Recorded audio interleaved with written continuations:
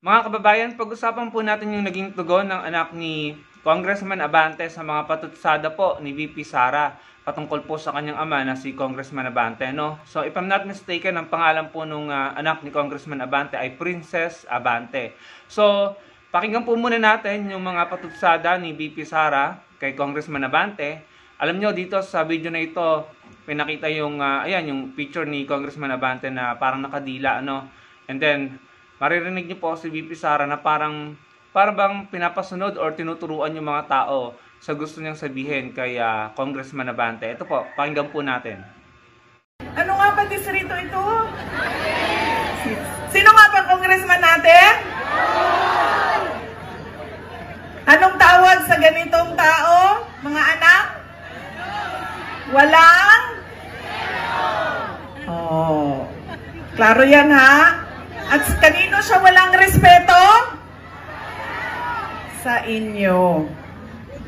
Sa inyo siya walang respeto. Ayun, narinig po natin ano. Actually, marami pa siyang sinabi dyan patungkol po kay Congressman Abante. Ayan lang po yung nakuha kong video. Parang ganun din po yung naging style nila, yung style ng pangampanya nila. Laban naman po kay Congressman Joel Chua. Kung matatandaan niyo po, no? Grabe din yung sinabi doon ni VP Sara. If I'm not mistaken, ang kalaban ni Joel Chua doon ay yung Apple, no? Natatakbong congressman or congresswoman. And then may hawak naman sana si VP Sara doon. Parang sinabi niya doon sa Apple yung pangalan ng tatakbong congresswoman, na parang ipasok sa lalamunan hanggang sa Mategi si Congressman Joel Chua. No? So, yung mga ganong style, alam niyo sa totoo lang, pag ganitong eleksyon, dapat hindi po yan na ginagawang biro dahil eleksyon. Alam niyo naman, ang daming nagtutumbahan pag eleksyon. May mga talagang nagtetigihan dyan, ano.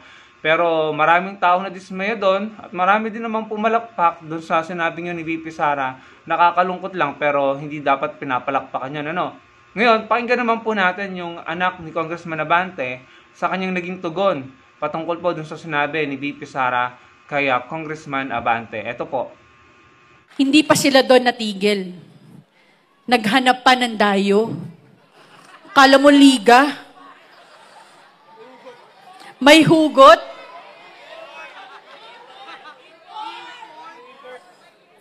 Tatayo ka dito sa aming lungsod. Tatayo ka sa aming distrito. Wala ka naman na ambag sa mga buhay ng aming mga kadistrito para bastusin, para siraan ang aming congressman naglilingkod ng tapat at totoo na walang pinipiling panahon para sa mga tao na hinayaan sa kanilang entablado tumayo ang isang bastos at walang respeto. Tama lang na hindi ka naging presidente ng Pilipinas. Ayun ang matindi yung sinabi, yung huling sinabi ng anak ni Congressman Abante. Tama lang na hindi ka naging presidente ng Pilipinas. And obviously, sa ating pong pagkakaunawa, yan po ay patama po kay VP Sara. Ano po, mga kababayan? So, ayan. Siguro nasaktan po yung anak ni Congressman Abante dun sa ginawa, dun sa picture ni Congressman Abante nung kampo nila VP Sara at saka dahil sa mga sinabi. Ano? Kaya ayan, hindi na napigilan na magsalita din at rumesback. Alam niyo sa totoo lang mga kababayan, nung panahon ni Pinoy Aquino, ni Gloria Macapagal-Arroyo, nung mga dating pangulo, no, hindi naman po ganyan ang uri ng pangampanya. Wala po akong masyadong nakikita nagbabastusan, nagbumurahan sa mga campaign rally, walang insultuhan, ano. Pero nung simula nung 2016 election hanggang ngayon, ayan, parang naging normal na po ang bastusan, insultuhan, ano po. Sana po manumbalik yung disenteng paraan ng pakikipaglaban. Yung hindi po nag-re-resulta sa insultuhan at bastusan. Wala naman pong masama dun Sinasabi kasi ng mga DDS, kaplastikan yan. No? Totoong tao lang kasi mga Duterte, hindi sila plastic, kaya sila ganyang magsalita, no? Alam niyo mga kababayan, wag po tayong maniwala sa mga DDS na in-normalize ang kabastusan, no? Wag natin paniwalaan yung sinasabi nila na kasi hindi plastic, no? Totoong tao. Alam niyo, hindi naman po ito usapin ng pagiging plastic or pagpapanggap or pagpapakatotoo Ito po ay yung bang pagiging civil ka sa isang civilized community, no? Hindi dahil sa hindi mo pinapakita yung kabastusan mo, plastic ka na, no? ikubli mo lang yung pagiging bastos mo, no? Hindi naman masama na hindi ka maging bastos sa kapwa mo. Hindi naman masama na hindi ka nang iinsulto. Masama ba yun? No? Sinasabi nila, hindi kasi plastic ang mga Duterte, kaya ganyan sila magsalita, nagpapakatotoo sila. Well, kung ganun pala, edi pinapakita talaga nila na totoong bastos sila. Palamura. Yung pala yung totoo nilang ugali, no? Hindi po dahilan yung hindi pagpapaka-plastic. Nagpapaka mabuting tao lamang tayo at matinong tao. Kaharap or sa harap ng kapwa natin tao, mga kababayan. Ano? Wala pong masama doon. Hindi po pagpapanggap yun. Yun po ay pag-a-adjust dahil tayo po ay civilized community. Wala pong masama kung ikaw ay merong hindi magandang ugali. Walang masama doon kung hindi mo ito ipapakita sa publiko. No? Kung palamura ka na at bastos ka na sa bahay nyo, tapos ganun ka pa rin sa publiko, hindi ba pangit tignan nun, mga kababayan? Okay lang sana kung palamura yung kausap mo or kalaban mo at bastos din kaso hindi Kayo lang yung nagkakaganyan. Kayo lang yung nagpapakita ng ganyang asal. Tapos kapag nag-retaliate at rumest back or gumante, yung mga sinabihan nyo, yung mga binastos nyo, yung mga binalahura nyo at ininsulto nyo, sasabihin nyo masama ugali ng mga taong yon. At kayo na ngayon ang mabuti, kayo na ang well-mannered, inuugali lamang ang ugali nyo. Hindi po ba mga kababayan? Wala pong masama kung ikaw pagdating sa publiko, no, sa labas, nagbe-behave ka ng maayos, pinipigil mo na ilabas yung kabastusan mo, walang masama doon, lalong-lalo na kung hindi ka naman binabastos at hindi ka iniinsulto. Wala pong masama doon. Huwag tayong maniwala sa mga DDS na kaplastikan yon. Hindi kaplastikan yon. Pakikipag-kapwa-tao yun. Na hindi ka nang babastos, hindi ka nang iinsulto. Sana latagan ng plataforma, latagan ng nagawa, latagan ng plano at gagawin at kung paano gagawin. Dapat ganun po, no? Huwag po nating inormalize at tanggapin sa lipunan natin ang mga pangit na ugali na sinasabing iyon ang maganda kasi nagpapakatotoo, hindi plastic. Hindi po tama yan, mga kababayan.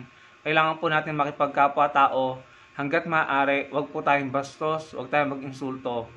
Doon lamang tayo sa matinong usapan at debate, mga kababayan. Wala pong masama doon, no? Sa dinami-dami ng problema ni VP Sara, yung impeachment, maaari pa siyang maaresto ng ICC, yung maaring mga kaso or pag lumabas na yung arrest warrant, no? Kapag nag-progress na yung kaso ni Trillanes sa kapatid niya at saka sa asawa niya, problema din niya yun. Yung pagkakakulong ng tatay niya, impeachment, sandamakmak ang kinakaharap na problema ni VP Sara. Paano pa niya nakuhang magganyan sa kanyang mga kampanya? Hindi po ba? No? Kung ako sa kanya, ituon ko yung kanyang energy at saka yung kanyang focus sa mga pagresolba or pagharap sa mga problemang kinakaharap niya. Kaso yung tingin kong ginagawa niya is nadadagdagan palalo yung kanyang mga kaaway, yung mga taong galit sa kanya, at maaaring madagdagan pa yung mga problema niya, nakakaharapin niya. No? Hindi lamang ito basta impeachment ha. Kung gumulong ang impeachment at na-convict siya at natanggal siya sa pagka-vice president, hindi yun doon natatapos mga kababayan. Maaari pa siyang masampahan ng patong-patong na kaso at maaari siyang makulong. No?